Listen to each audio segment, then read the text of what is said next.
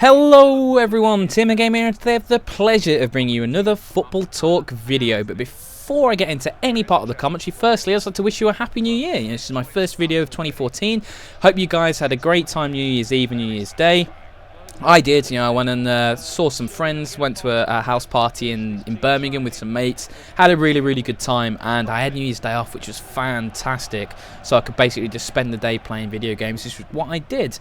And quick talk about the gameplay in the background before I get onto any of the topics.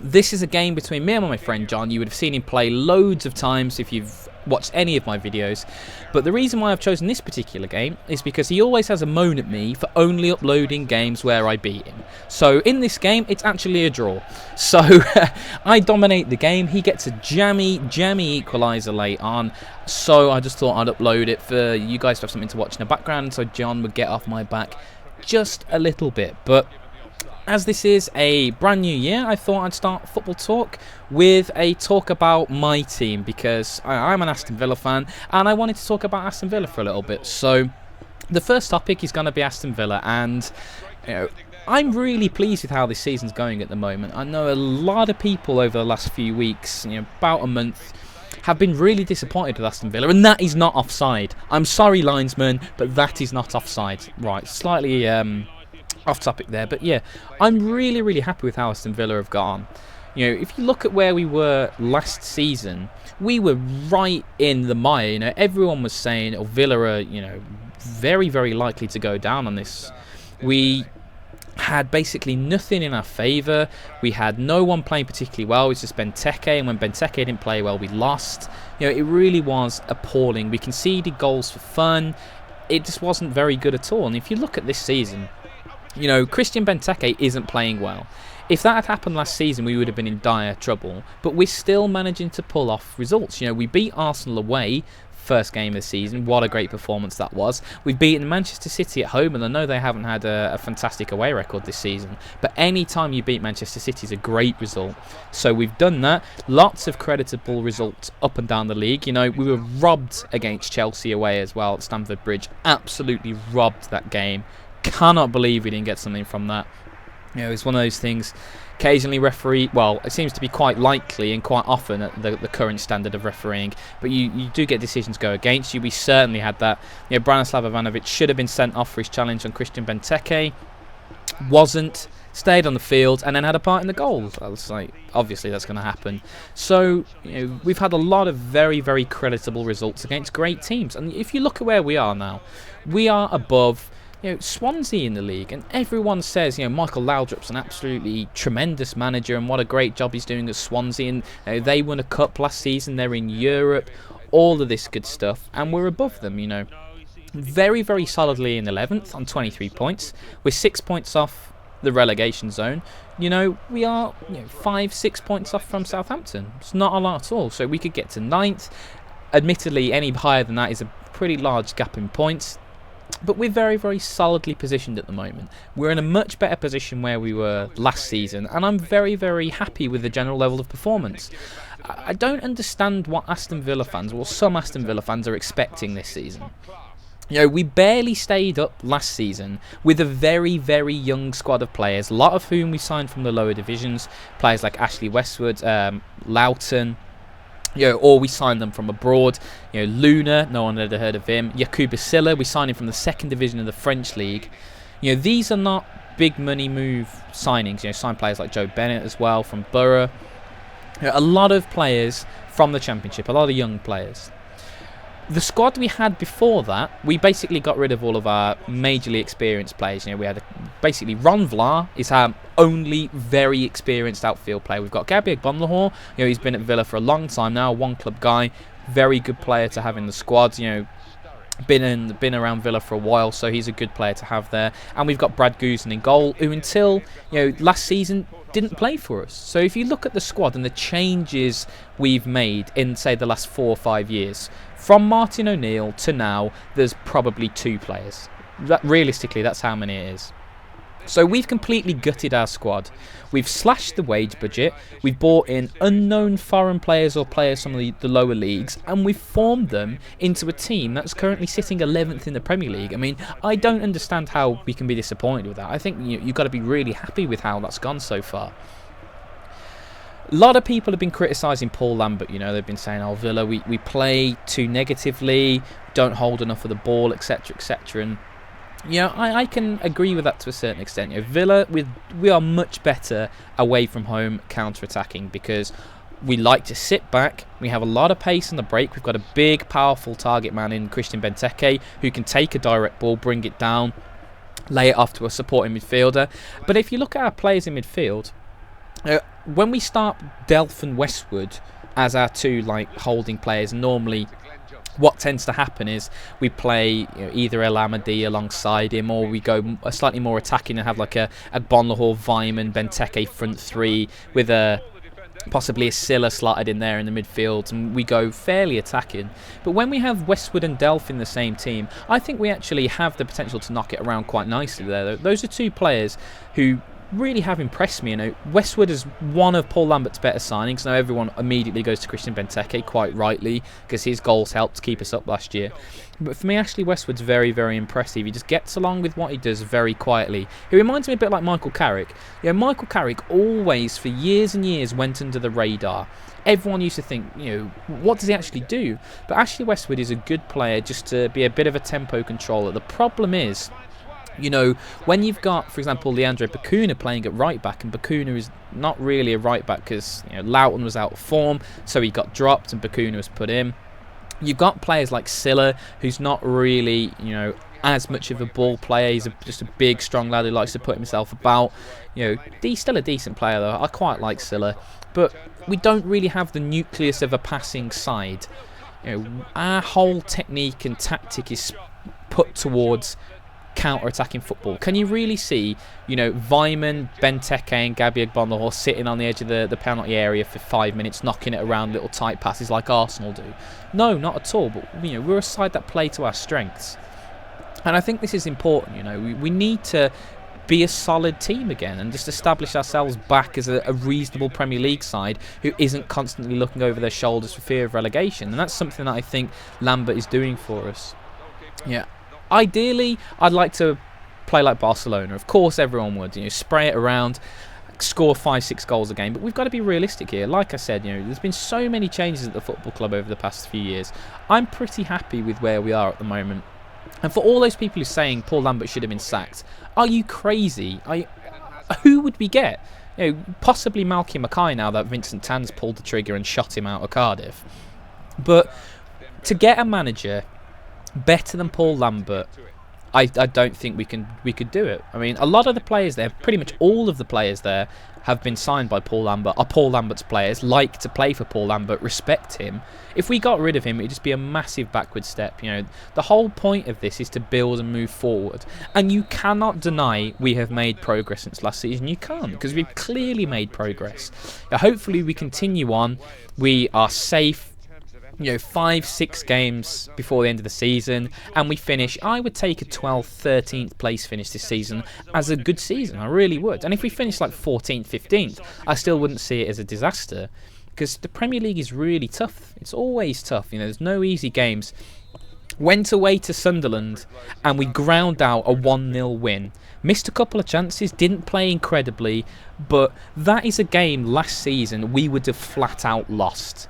Because the only sorts of games we won are when we had a great attacking day and scored a few goals. The fact that we keep clean sheets now as Aston Villa is so nice.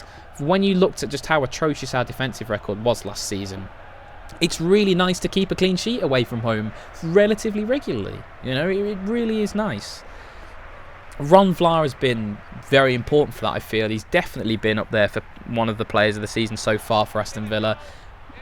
Really key player for us. When he falls out of the side, you begin to see just how important he is. And this is coming back to the young players thing. Ron Vlaar is one of our really experienced players. He's a Dutch international, been a Dutch international for a long time.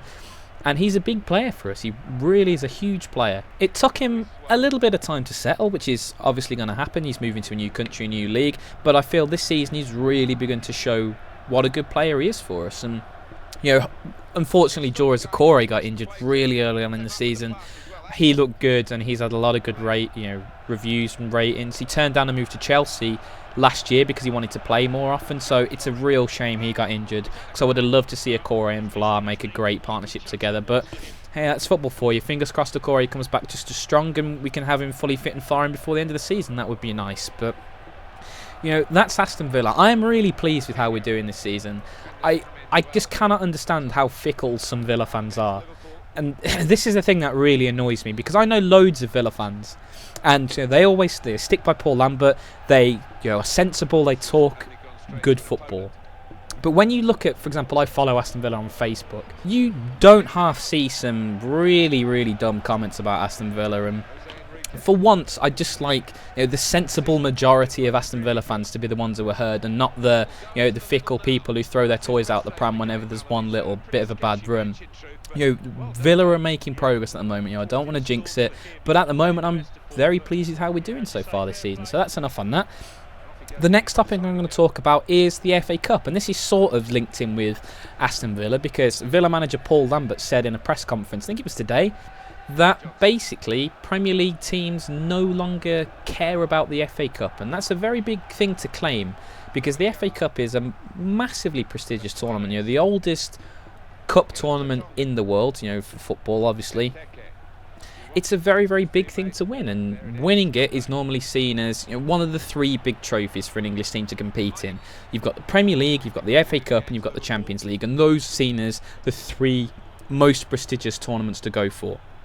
So, by saying that, that's a big shift in football on how football in this country is seen. Because you look back, the FA Cup has always been a major goal for managers. Doesn't matter whether they manage Chelsea or Barnsley. Everyone wanted to do well in the FA Cup. But basically what Paul Lambert said is, the stakes are so high in the Premier League these days. If you look at the amount of money that is made by even a team that finishes 17th, 16th, it's astronomical. This is the difference between a football club being prosperous and a football club turning into Bolton or Portsmouth. You saw Bolton's financial results this week. They're in a terrible state, and this was all because of relegation. One relegation. Bolton were always a very, very solid, very well run Premier League club. They had Sam Allardyce, who signed old players at a discount rate, players like Fernando Hierro, JJ Okocha, Ivan Campo, players who did a great job for a few seasons on a decent wage. And then he had players like Kevin Nolan back when he was a younger player, and he built his team around that. Players like that don't break the bank by any stretch of the imagination. So Bolton was never a team that went and spent 50 million in the transfer window. Yet, if you look at them now, they're really in a very, very dodgy financial state just because of that relegation. So, from a purely financial point of view, I agree with Paul Lambert. If you would say to the chairman of the football club, what would you rather do? Would you rather finish 10th in the league, or would you rather get to the semi-final of the FA Cup? And he would say 10th in the league every single day of the week, because the amount of money you get moving up the table is huge. Absolutely huge. And especially now that financial fair play's come into being in existence, although I'm not sure how rigorously that thing is enforced. It seems to be a little bit of a tongue-in-cheek thing at the moment that only certain clubs sign up for. But on paper anyway, financial fair play has been introduced, so you need to have a relatively high turnover to make your club worthwhile, otherwise you get sanctions. So I can definitely understand the argument from that point of view. But for me, from a purely fan's point of view, if you asked me what would I rather see, a team finish 6th or 7th and do nothing else, or if you rather I finished 10th and won the FA Cup, I'd say the FA Cup. Silverware has to be the ultimate aim in football. We are playing sport in general for competition. Nobody in their right mind wants to finish 10th. No one. If you put your back into it all season and have a great effort and all you can finish is 11th, then you just sit back and go fair play. Because we've done as best as we can do, and, we're happy with that performance based on the season and the competition we're up against. But if you set out at the start of the season to finish 10th, that's completely the wrong attitude. You never try and do that. You always go out to win every game, and then based on the situation, you see how it goes, sort of thing. So for someone to say that they don't really care about the FA Cup, they'd rather do well in the league, they'd rather finish 6th or 7th, that undermines why I enjoy sport. I enjoy sport because I want to see winners, and I want to see the best team come out at the end of it all with a trophy, and everyone sits around and goes, yeah, they deserved it, they were the best team. This is why refereeing errors always really, really annoy me, because it takes away from the core competition that I enjoy watching. I enjoy so many sports because of that core competition, and for me, a bad refereeing decision takes away from that, because it means the best team didn't win, the team that got the luck won, and I don't enjoy that as much. So it's the same thing with the FA Cup. If you get all of these teams begin to say about the FA Cup, I can't be bothered, the B team's coming out here, it defeats the point of having a competition, because now the best team isn't winning anymore, because the best team doesn't even play half the time.